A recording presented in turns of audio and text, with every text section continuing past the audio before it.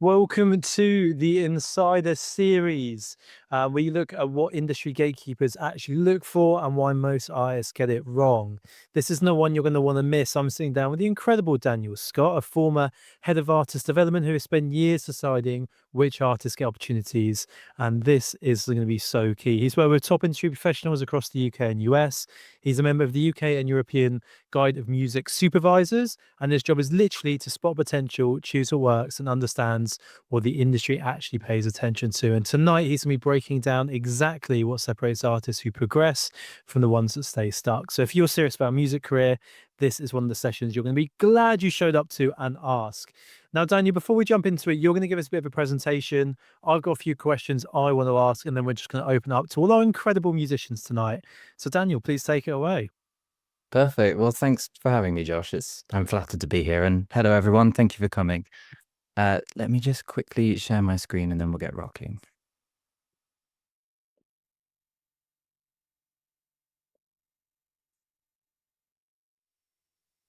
Okay. So when Josh first asked me to do this, I was kind of racking my brain, what should I talk about? And I decided to go with something I think about every single day, which is really how to build a campaign strategy and all of the things that involves that ultimately leads to an opportunity. And I sometimes think this leads to us thinking about things that aren't so popular, but actually are really, really essential. But before I get to that, just a bit of an introduction about who I am. So, on a day-to-day basis, really, my role is quite simple. I develop plans for how a project should reach the right people. And before I became a creative strategist on a freelance basis, I was the head of artist development for an artist services company here in the UK. And it was a great role. I met a lot of people. I learned a lot of stuff, but I just had this yearning to go and work on my own. And I think that probably had come from speaking to so many artists who also work on their own. And I was just like, you know what? I should practice what I preach and go do it. And over the last couple of years working on my own under the name Super Specific, I've had some really cool successes. I've been working with a really small roster of people, but in that time, it's led to sync deals worth over $50,000, which has been nice, but has taken a long time to get to. It's led to a couple of campaigns delivering over 3 million monthly streams, which was also pretty cool and the product of a lot of hard work, and several TikTok campaigns with over 1 million views. Um, and at the kind of bottom of all of this, getting fans to meet artists, to come into their world, it's about selling tickets. And I've had a helping hand selling thousands of tickets. And so I feel like I've had a pretty good taste of different parts of the industry. And with that in mind, I wanted to speak today, as I said before, about how to really focus your energy on finding opportunity. So I'll kind of go in three parts. The first is kind of breaking down goals and how I really think about that. And then we'll come to a couple of others, how to build out a campaign, and ultimately what you might be able to take away from this. I think in my experience, I've really discovered that I don't know if people have a promo problem so much as they have a clarity problem. I think it's actually really easy to buy reach. It's not the hardest thing in the world to start to move people down the funnel. It's definitely hard to sell things. Um, but it's really hard to know what are you trying to sell and what message will ultimately really connect with people. I think a lot of people get sidetracked and think about big numbers like views and streams, but forget like what they're really trying to do, sell tickets or that kind of thing. And so to kind of illustrate the point and show you how I really think about this goal clarity, I'm going to break it down into three kind of personas. The first is the audience, the advertiser. And I think to get into the mindset of an advertiser, and that often goes via a sync agent or something, you really need to think about like what they're looking for. And so maybe that's a summer song or an autumnal song or whatever it is that suits the time of year and the projects they have going on. The second is what I've affectionately called a crate digger. This is just a music fan digging through different sounds, whether that's on Spotify, through playlists, or in a vinyl record shop. And what are they looking for? And I think this is often about a style or a mood. And the third audience is ticket people, people that want to go to a live event. And for these people, they are looking for an occasion, right? To fill a Friday evening or whatever it might be. So I think it's really, really important to hone in on which of these goals you're really targeting, um, and then work from there. So that really brings me to what is the emotional promise in each of these cases? And so I work a lot on the advertising side of things in the sync space and really thinking, what do they really want right now? What do they have coming up? And what music do I need to have on my radar? And I think for advertisers, it's all about functionality. How does it fit the scene? And how does it serve their goals? I think for crate diggers, it's really about the mood and feel. And this is what a lot of big artists focus on in a really public way. And so you see that really clearly presented in their branding and also the way they build communities. And then for ticket buyers, it's really about this experience, like I talked about before.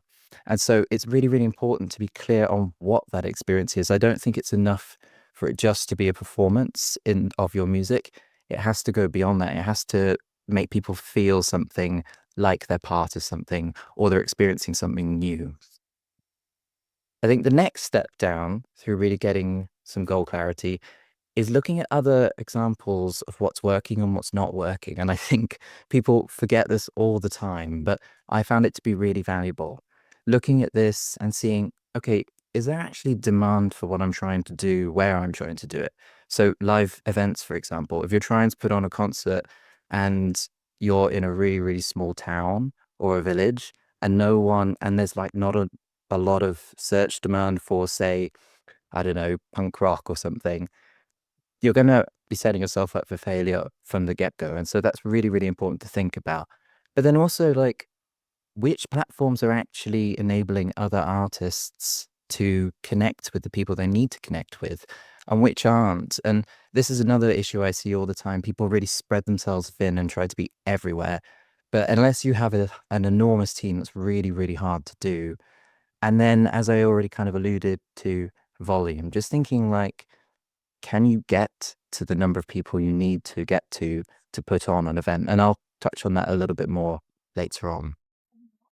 我分支活动，活动讲 Oh, no worries.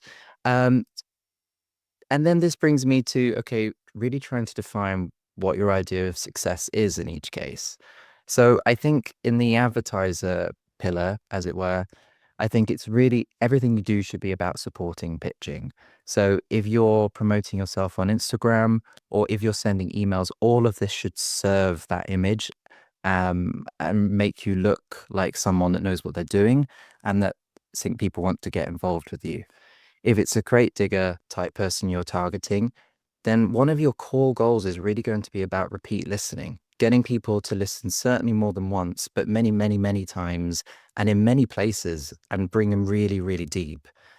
And then if it's someone who you are thinking about trying to get to buy a ticket and watch a concert, then everything you do should be about ticket consideration. So if you're posting on Instagram, you should be showing off your live performance all the time. You should be showing what your community is like and what it will feel like to be there. And when you're really pushing tickets, it shouldn't just be like, here's my new music, but it should ultimately show someone like what they're going to get out of it. Um, and so I think it's really, really, really important. And then ultimately, this brings me to the numbers that matter most. And this is the really not sexy part that no one wants to talk about, but is probably the most important part of the whole funnel. And so, again, if I go in these three stages, if we have advertisers and you're pitching to them, then ultimately you care how many licenses you sold, right? How many people synced your music. And nothing else really matters more than that if you want it to keep going. Crate diggers, I mean, after you've spent on things like promo or whatever, ultimately you care about net sales. That's sales after everything else, expenses. And so you really, really, really just want to focus on that. And when you really have that kind of at the forefront of your mind, like follower counts become secondary to that. And then when you're looking at ticket buyers, the obvious answer is tickets sold, right? That's all you care about. Maybe you have a venue with 200 with a 200 cap. You care about getting as close to that number as possible. So when I really look at different artists I'm working with, and what they are trying to achieve, we tend to break it down into one of these pillars, depending on what our goal is at the time. And that's not to say you can't have multiple things going at once. But I do think prioritizing is really, really important. And then you just realize which numbers you need to be looking at over and over and over again. So that is about goal clarity and how I think about it. And I'll come back to this a little later. In terms of what you do next, it's really starting to build out a bit of a repeatable funnel. And this is such a massive topic. So I'm not going to sit here and pretend like this is the way to do it or this is a full campaign overview. But I think this is a really high level way to consider how you might plan. And so if we take these three different parts again, let's start with channels. Like, where are we actually going to meet people? And I think they can look really different. So advertisers, for example, there are many music production libraries, and these are great to be in. But ultimately, one of the biggest channels for getting into this space is an agent. I think it's really, really important to be focused on that and to find them. Then we have crate diggers. And I think one of the obvious ways to reach them is via a streaming platform. And so there are many ways within that platform to get in front of people, but the platform is the big picture. Or perhaps a store, if that's right. Maybe that's a vinyl record. That's much harder to do for smaller artists, but it is a channel. And then if it's a ticket buyer, ticketing platforms is an obvious one to reach people. You want to be there because the people on those platforms are ready to watch something. And it's so, so hard actually to get someone from Instagram to go elsewhere to buy a ticket. And so it's important to consider that as kind of the important part of your funnel. Then it's thinking about reach. How many people do you need to get in front of to get your ultimate goal done? So if that was tickets, for example, we might want to get in front of 2,000 high intent clicks in order to sell maybe up to 200 tickets. And when I say high intent click, that means someone who is basically nearly ready. They're actively searching for live events. They care about the genre. They live where the event is happening. That's kind of thing. Going across towards the left, if we're thinking about crate diggers and you have a goal in mind for the number of streams you want to get, and maybe that serves something else, then you need to start to think, how many listeners is that exactly? And where am I going to find these people? And this can range massively. So this is kind of a bit of a ballpark, really. But perhaps you're aiming to reach 20 to 50,000 listeners in order to achieve those bottom goals.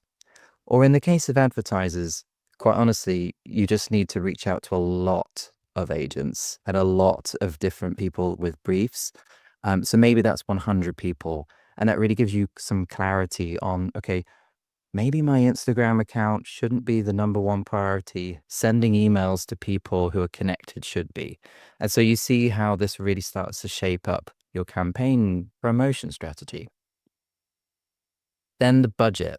And this is a really interesting part because I find this the most interesting topic to talk about with artists because um, often the promo budget tends to be much smaller than the production budget, um, which doesn't always make sense to me because ultimately it's not that difficult to get in front of people, but it is expensive, either through your time or through ads or whatever it may be.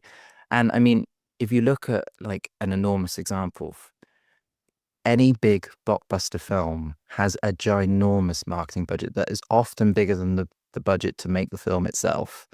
And I think that just says a lot about like what these really highly successful companies do to reach people. And I think we can learn from that. And so again, if we go through these three different archetypes, the advertiser, a lot of your time should be spent on sending these emails, and your time is worth something, right? You should value that in some way and keep track of it. Crate diggers, you need to consider how you're going to get in front of these people. That could be playlist pitching, could be organic pitching, it could be ads, it could be the time spent on making organic content, either to reach new people by jumping on a trend or your existing audience. All of that should be considered as part of the budget. And then the ticket buyer. thinking about the promotion costs there, whether you're going to run ads via Google search, or whether you're going to promote in platform on something like Bands in Town, or whether you're going to promote tickets via Instagram, whether that's organically or ads, all of this should be considered. And this leads me to the bottom, which is the return on what you've ultimately spent, both in terms of time and money. And I know this seems perhaps obvious, but I think it's worth saying. You ultimately want to make more than you spent. And if you're not thinking about that, or it's not working that way, that's fine if your goals are explicitly something else and the money doesn't matter. But if it does, you really need to think about this. And so again, in each of those cases, if you're going to be sending 100 emails to an agent or an advertiser and you're going to be putting all that time in, how much is that time worth? And realistically, how much are you going to get back from whatever that sync might be? Or the crate diggers, if you're going to spend hundreds on promoting the track, brilliant. But how are you going to make that back? Are the streams going to add up? Or do you need to think about something else, whether that's ultimately funneling people to ticket sales or to buy merch or whatever it might be? And then ticket people, ultimately making more on the ticket than you spent to promote it. And so, for example, I'm currently organizing an event that's on in a couple of weeks in Ireland, and we're filling a venue with 200 people. And the very first thing we did when it came to organizing that event was think, how much is it going to cost to get in front of enough people? And therefore, how much should the ticket cost? And we really have gone from there, and we have factored in an enormous marketing budget as a percentage of the overall sales. But it means that like we're really delivering on that. And where things aren't working, we're able to dial the ads up a bit or whatever. And so all of this is really, really important depending on your particular goal. And I think this then gives you a lot of clarity around creative, right? The creative is the obvious next step when building out your campaign. And you can really start to kind of do that and know what you're trying to achieve. So that's how I think about building out a repeatable campaign in terms of the high level goals. And if there are questions on how we go deeper, then we can get to that a bit later. But just to leave you with a few kind of action items off the back of this, I think for me, I would really encourage you to think about one goal, whether that's a month or a quarter, probably not a week. That might be a bit of a stressful turnaround. So find one goal, whether that's to reach an advertiser, to sell a ticket, or whatever else it might be, and be really clear on what your offer is, and ideally have one offer. Um, and then really define what is the most important thing to you.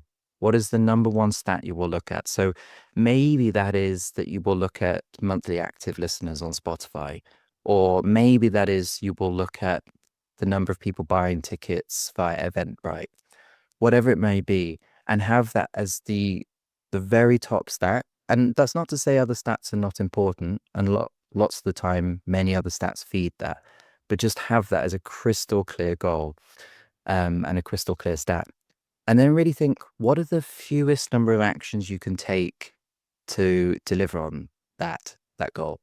And so for me, that often looks like a couple of things. How do I get in front of enough people? And what is the minimum amount of content I need to make to do that?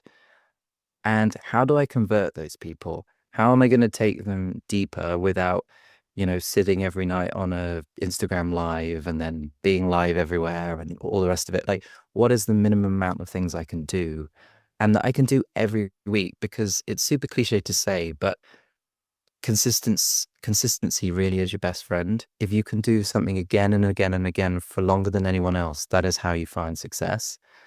Um, and then the number four, really thinking about reviewing what is working and what is not. And I think one of the kind of things I always see on the internet that really kind of honestly annoys me is you only ever see the glossy side of things. Everything's always working, everything's always great. Um, but the reality is that's often not what is happening. And again, the people that do best look at what is happening, what is not working, and improve and push through the hard times and to level with you. Like working on my own, I've had a lot of success and we've been working on some like big film things recently. But there have also been some really honestly crap times. And you just have to keep pushing through that and having this clear goal, these clear stats that matter to you, these clear actions you can do again, and just turn up again and again and again. So hopefully that breaks things down a little bit and gives you a little bit of an idea about how you might consider building out a campaign strategy that leads to opportunities. And so with that, I'll kind of wrap up my spiel. Daniel, it's absolutely fantastic, and there's so many similar values there that I share. Those, motivation comes and goes, but daily disciplines on actions or weekly over time is really what makes a difference. And I feel like One- a lot of artists, and myself including this, sometimes there's metrics, they're vanity metrics, they're ego metrics. I love the point there where it's like what matters, what's moving the needle closer to you being full time or more sustainable or on better salary. I think that really resonates with me. I've got some questions, but before I go into mine, Simon, Cheryl, Tanya, any questions or anyone in this chat wants to ask Daniel? Because it's been, yeah, some unbelievable questions there. I'll open up to the floor. If not, I'll take it. If not, Yeah. Hello, Daniel. I A quick question. Thank you. That's really, really helpful. And I love the clarity of your presentation as well, right? It was very, very good. Very good.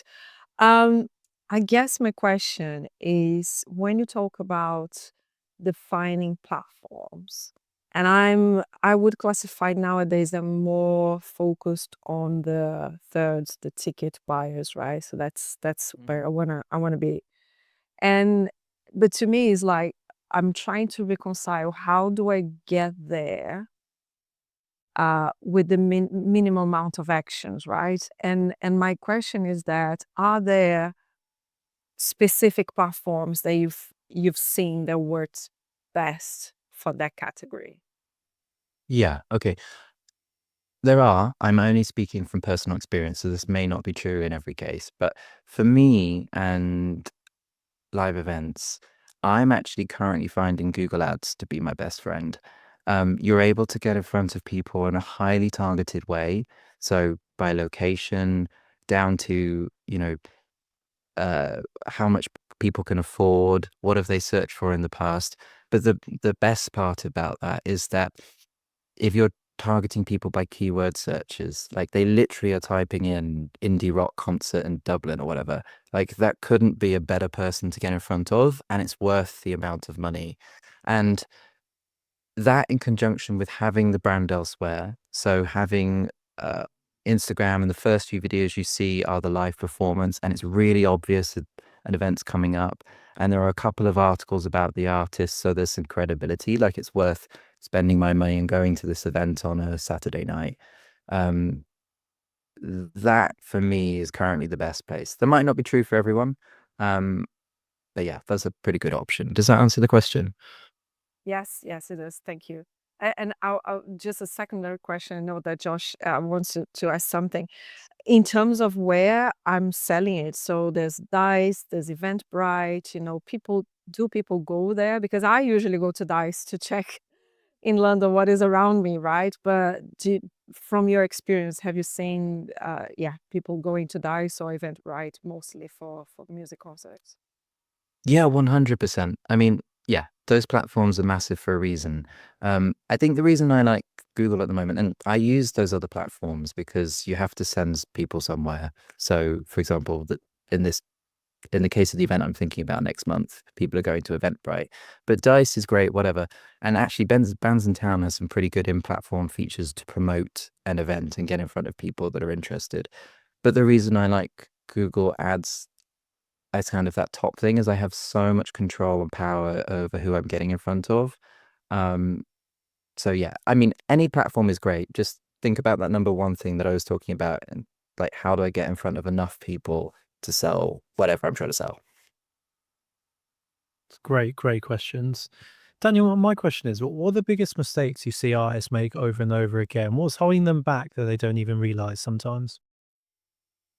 Oh, that's a good question. Um, I think I think for me, time and time again, I see just spend going in the wrong direction. And I spend a lot of calls with artists I've been working with for 2 years now, still just being like, are we sure we want to spend our money there? Is that really going to move the needle in the right direction? And getting a lot of pushback even now. Um, and I think it just comes from this clarity thing. Like as soon as I lay it out to the people I'm working with and say, well, look, this is what we're trying to achieve. So how is that spend doing anything? They come around to the point of view. Um, but yeah, I think there's just this hopeful attitude sometimes that if I just spend, it'll happen. But it doesn't necessarily have to put the spend in the right place. And I get that. I mean, I'm pretty good at auditing other people, but in my own life, I definitely spend on things that don't matter. So I totally get it. But yeah, that's the thing I've noticed to be the biggest problem. Absolutely. Marielle, I know you have a question. Would you like to ask it? Yes, thank you. Hi, everyone. I'm Marielle. Thank you for that helpful presentation, Daniel. I have a question about money. Do you have a sense of like which of the columns that you've outlined has the best bang for your buck? If you know what I mean? Like people say like, oh, there's no money in streaming until you reach a certain level. There's no money in ticket sales until you reach a certain level. There's no, you know, like sync seems a bit more clear in terms of like the money that you receive. Yeah. I don't know if it happens in like a one-off thing, but all of those columns do require some kind of investment, as you say, time or money. And I'm curious if you've noticed where one of them is like quite like a high ROI. Yeah. That's a great question. So I think those three pillars are just three I've picked out. There are definitely many more that you could look at. Um, I think it happens on such a case by case basis, right? Because for example, like in the beginning, streaming doesn't amount to much if the numbers aren't very big, but it also depends on the time frame you're looking at. Like if you're willing to invest over 3 to 5 years and you have the right plan, like you can make a lot of money. I mean, look at any of the major artists who dominate the charts, like they're raking it in. Um, and they lost money for years. Or like on the ticketing side of things, that's true. Like it's not easy to get 200 people to turn up, and that requires an audience. And again, if you're willing to invest and kind of look at it over a longer period, that can be really quite lucrative. Um, Sync is the one that everyone likes to look at because it seems like the quickest way to find money, and there's a lot of money in it, but it's super, super competitive. And actually, when you don't have an enormous audience, you don't therefore have a lot of leverage. And so the payouts can be much smaller. So it's not necessarily this like big golden egg.